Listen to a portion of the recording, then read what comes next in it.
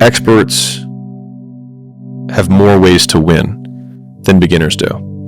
And so if an expert goes into any setting that they're expert in, they have so many faster feedback loops that reward them in the moment before the ultimate outcome. So if you're a master video editor, there's so many things that you can do that while editing, you make one change and then it looks right, you have a positive feedback loop.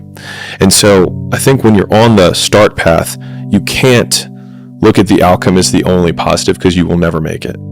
And so the positive frame that I've always used is, sure, you can have the external ones of like, I like thinking about my first videos had like 13 views. And I'm like, well, if I had an audience of 13 people, I used to spend years pitching, weight loss stuff to rooms of 13, and that was fine. And so thinking about that way was helpful. But the most helpful frame was thinking about who I was becoming as the asset that I was building. So in real time, whenever I finished a long day's work, I was becoming more like the type of person who could work for 5 years without reward. And that would be part of the story I would someday tell. And so some of the biggest reinforcers I've had in my life has been future casting the story that I would tell about the shitty period that I was in. Like, I remember when I was sleeping on the floor at my gym because I didn't have enough money for 2 rents. And I was like, I will fucking tell this story. And when I lost everything for the first time, I have the screenshot of the bank account. Like, when I show it, people are like, oh, look, there's that thing. But they forget that there was a person who screenshotted it to be like, this won't fucking happen again.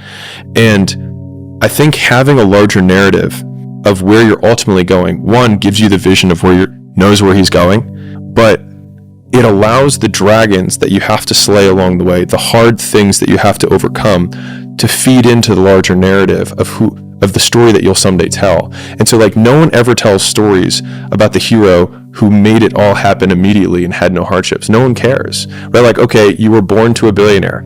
Is there a story there? Not really. But everyone loves the story because we can see ourselves in the character and how much we hope to be like them. And it's the being like them, not the having what they have, that we usually like. And so reframing ourselves as the hero of that narrative in my harder times was what really got me through that, and thinking, I will tell this story someday. Have you heard Rogan talk about the be the hero of your own story thing? Mm-mm. Oh, dude. It's as old now. And he says, imagine that you're in a movie, and imagine the movie begins now, and you're the hero of the movie. Yeah. What would that guy do? Yeah. What would that guy do right now? Yeah. Because you are. I just got into business. So actually, I just made the investment in school. And I was talking to Sam, the founder, and I was talking to him, and I said, I want to give you the single easiest razor to predict my behavior. And I said, whatever will be the most epic story is the thing that I will most likely do. And so oftentimes the most epic story is not the shortest outcome to victory. It's the long saga that results in this big thing later eventually. And I was like, if you ever want to know, if you're like, I'm not sure what he's going to do in this situation, just wonder what the most epic story to tell would be. And that's usually what I will do.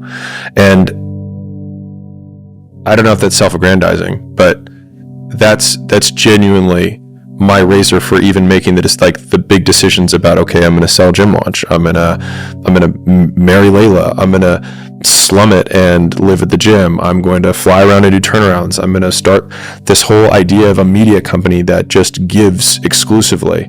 Or like, how do I put all these together? It's like, well, what would be the most epic story? And I thought of this idea of just like, when I think about who that story I want to tell is this billionaire that documented the entire thing the whole way and just gave. Because I always thought, I was like, I wish that Elon Musk and Warren Buffett and all these guys would have and Jeff Bezos would have just I would love to have seen 1997 Amazon content.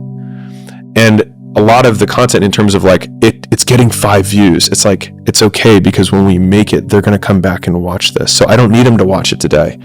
I want them to know that it's here when I do. And I think that got me out of the loop of it. I have to win right now. And then every one of them is just dropping a kernel or a breadcrumb for future me to refer back to. Until you win, effort always goes unnoticed. Yeah. Get used to it. No one roots for you until everyone roots for you. That's just how it works. Yeah. Yeah, people only root for those who don't need to be rooted for. It's strange to think about how mimetic and fallible everyone, me and you, everybody that's listening to this, is. The stuff that I've said on this podcast for like 6 years, since the first time that I ever said it, 7 years. And it's only been within the last 18 months that it's gone viral. Yeah, right. It's the same sentence, the exact same sentence, said into the same microphone, slightly nicer lighting. And in some ways it's reassuring because you go, I fucking knew that was right. I knew that thing that I was saying was right, and I kept saying it until people realized that it was right. I would say that the medium and the message are inextricably linked. You can't separate the message from the messenger. And I remember when I was in middle school, I learned this lesson where I was in Spanish class, and there was the class clown or whatever, and I was like, I want people to laugh at my jokes. And so I made a joke that was a joke that guy probably would have made. And it was a self-deprecating joke. But the thing is that like that guy was kind of a bum. And like him making self-deprecating jokes made sense because of the context of who he was. But I was a straight A student who was really good at sports, and no one thought it was funny. And fast forward, 10 years, there was a joke that I had in our fraternity, which is there's nothing funny about an in-shape body. And so like